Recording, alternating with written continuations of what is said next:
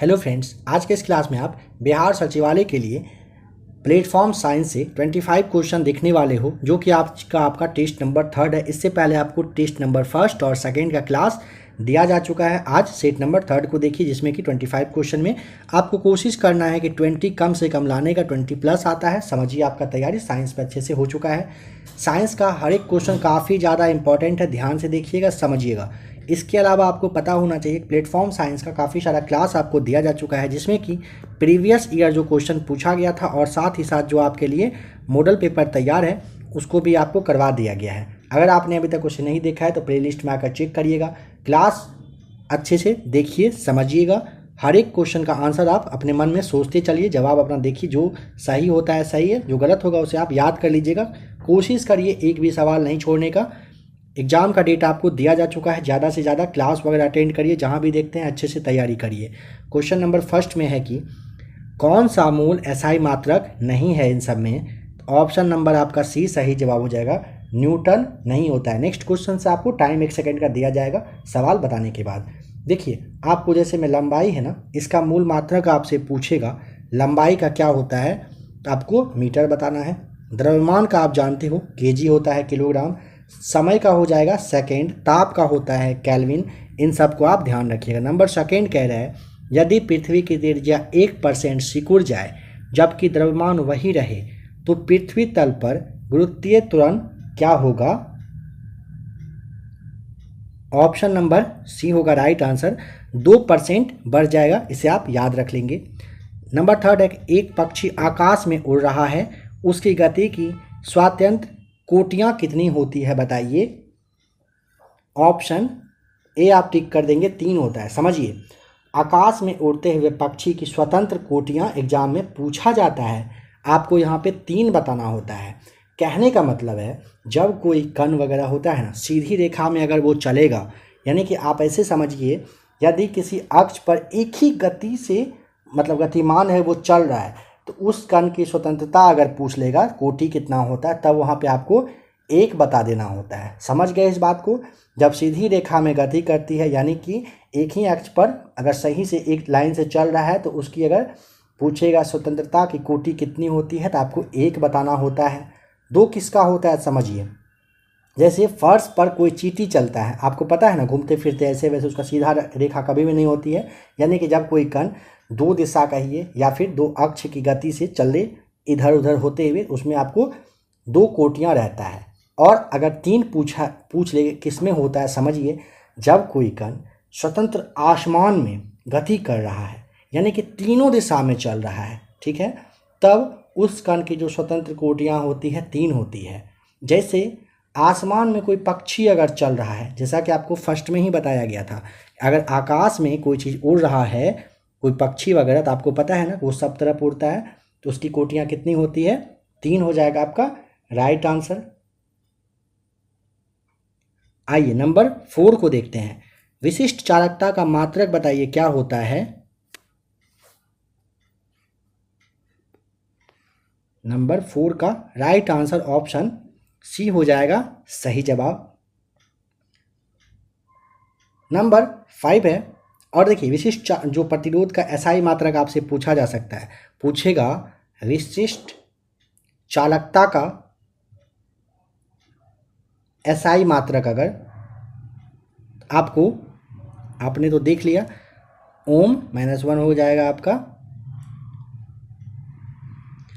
अगर आपसे पूछे विशिष्ट प्रतिरोध का एसआई मात्रक क्या होता है, विशिष्ट चालकता ना पूछ करके अगर प्रतिरोध पूछेगा, तब आपको क्या बताना है, आप सोचिए जरा सा।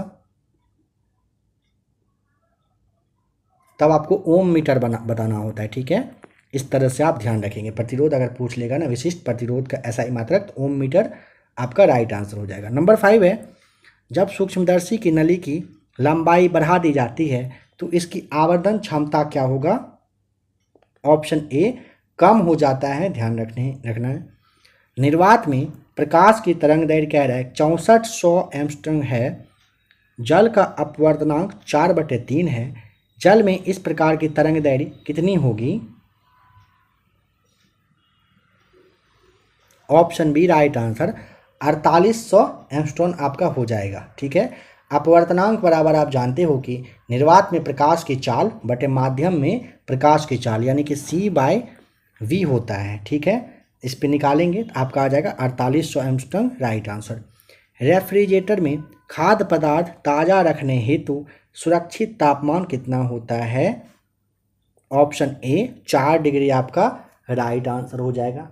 ये जो है ना WHO के अनुसार आपको बताया जा रहा है कि यानी कि 5 डिग्री से कम रखना होता है। फ्रिज में अगर आप रखोगे तो जो मतलब सूक्ष्म जीव यानी कि बैक्टीरिया वगैरह होता है ना, वो विकास नहीं कर सकता है, खाना आपका सही से रहता है।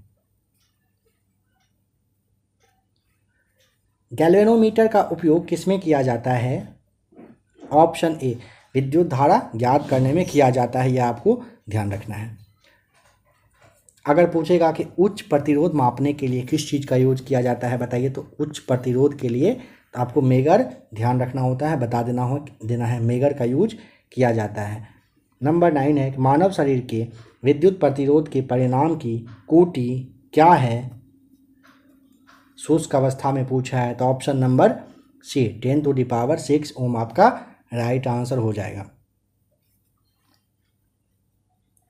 20 ग्राम जल का ताप 15 डिग्री से 65 डिग्री करने के लिए ऊष्मा की कितनी मात्रा की आवश्यकता होती है? ऑप्शन बी राइट आंसर हो जाएगा। ध्यान रखिएगा, अगर पूछेगा 20 ग्राम जल का ताप 15 डिग्री से 65 डिग्री के लिए ऊष्मा की मात्रा कितनी, तो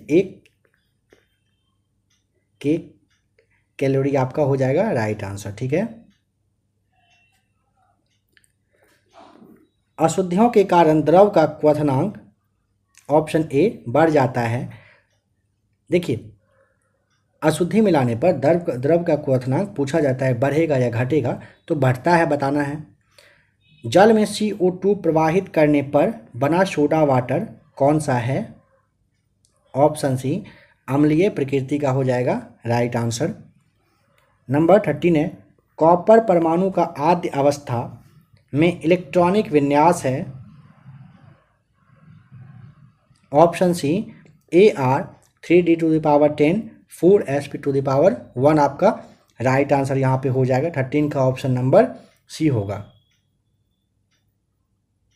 जैसे आपसे यहाँ पे पूछा जाता है ना कॉपर के बारे में, तो ध्यान रख लीजिएगा, कॉपर जो है आवर्त सारणी है ना, इसमें परमाणु संख्या पूछेगा, परमाणु संख्या तो 29, और द्रव्यमान संख्या पूछेगा 63.5 होता है। नंबर 14 देखते हैं। H2O8 में कह रहा है कि S की ऑक्सीकरण संख्या कितनी है? जवाब आराम से सोच के आप सही अपना बताने की कोशिश करेंगे। ऑप्शन नंबर यहाँ पे सी हो जाएगा +6 सही जवाब। बोरॉन का निष्कर्षण किस खनिज से किया जाता है? ऑप्शन सी कॉल्मेनाइट से होता है। बोरॉन का निष्कर्षण कॉल्मेनाइट खनिज से किया जाता है। ठीक है, कॉल्मेनाइट जो है ना एक बोरेट खनिज है। पूछा जाता है कैसा खनिज, तो बोरेट खनिज आपको बताना होता है। एसीटोनाइट्रल का सूत्र क्या होता है? आपको क्वेश्चन देखकर समझ में आ रहा होगा क्वेश्चन का लेवल अच्छा है या क्या है। ऑप्शन ए CH3CN एसीटोनाइट्रल का फॉर्मूला होता है, इसे आप याद रख लेंगे। ठीक है, नंबर 17 में बताइए कि प्राकृतिक सिल्क है, इन सब में से प्राकृतिक सिल्क कौन सा है? शायद इसका जवाब आप आसानी से सोच पाए होंगे कि पॉलीएमाइड होता है। कोशिका भित्ति का अभाव होता है। ऑप्शन नंबर बी अधिकांश प्रोटिस्टा में होता है कोशिका भित्ति का अभाव। ग्वानिन तथा साइटोसिन के बीच कितने हाइड्रोजन बंध होते हैं? चलिए बताइए 19 का राइट आंसर, तो ऑप्शन नंबर बी हो जाएगा 3 सही जवाब। ठीक है, प्रकाश संश्लेषण के अध्ययन में उपयोगी शैवाल कौन सा है? ऑप्शन ए क्लोरेला आपका राइट आंसर हो जाएगा। छुई मुई किस कुल का पौधा है?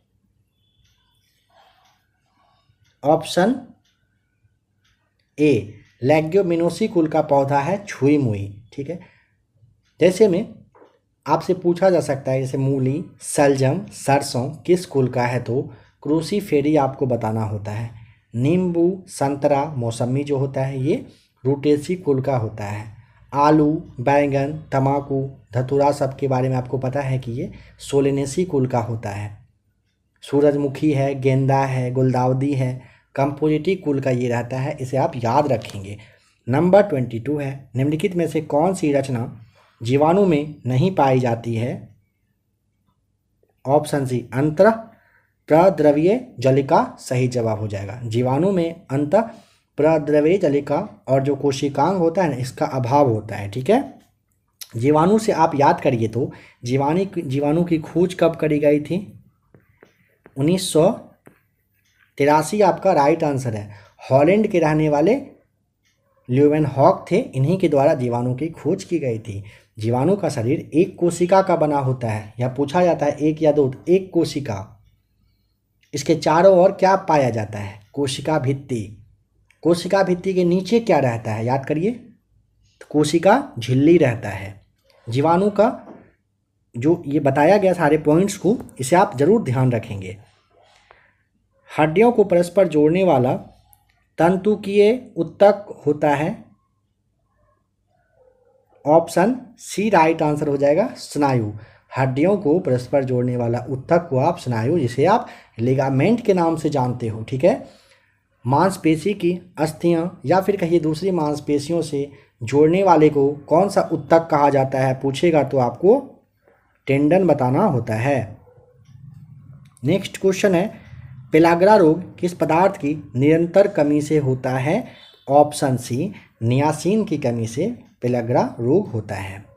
जो विटामिन ए है ना, जिसे आप रेटिनॉल के नाम से जानते हो, इसके कमी से रतौंधी होता है। B1 यानी कि थायमिन से होता है बेरी नामक रोग। B2 यानी कि राइबोफ्लेविन, इससे आँख का लाल होना होता है। B3 का मतलब नियासिन हो गया, नियासिन से क्या होता है? बुद्धि का कमज़ोर होना होता है। B5 आपने ध्यान रखना है कि जिसे आप पेंटोथेनिक अम्ल के नाम से जानते हैं, इससे पूछेगा तो पेलाग्रा आपका राइट आंसर हो जाएगा। आज का 25 यानी कि लास्ट क्वेश्चन, प्रोजेस्टेरोन हार्मोन का कार्य है।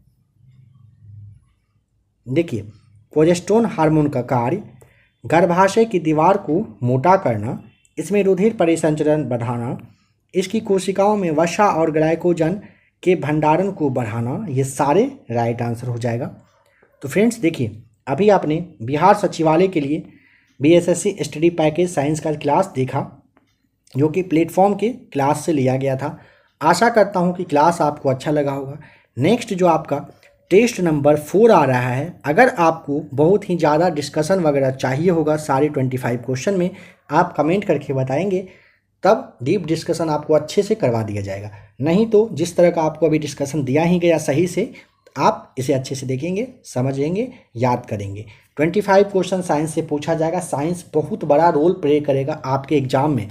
हो सकता है कि 25 से लेकर के 30 तक क्वेश्चन जो है आपके साइंस से ही रहेगा, इस बात को ध्यान देंगे।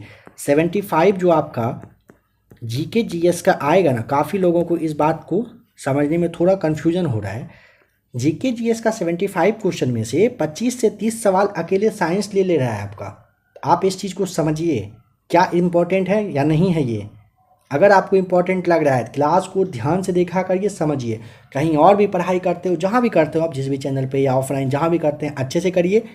अगर आपको स्पीडी साइंस का क्लास देखना हो, प्लेलिस्ट बना हुआ है। बहुत ही जल्द स्पीडी साइंस का जो क्लास थोड़ा सा बचा हुआ था वो आपको करवा दिया जाएगा। आपका बेस काफ़ी अच्छे से कंप्लीट हो जाएगा। टाइम बहुत कम है, जितना ज़्यादा से ज़्यादा हो सकता है पढ़ाई करिए। टेस्ट नंबर 4 के साथ मिलते हैं बहुत ही जल्द।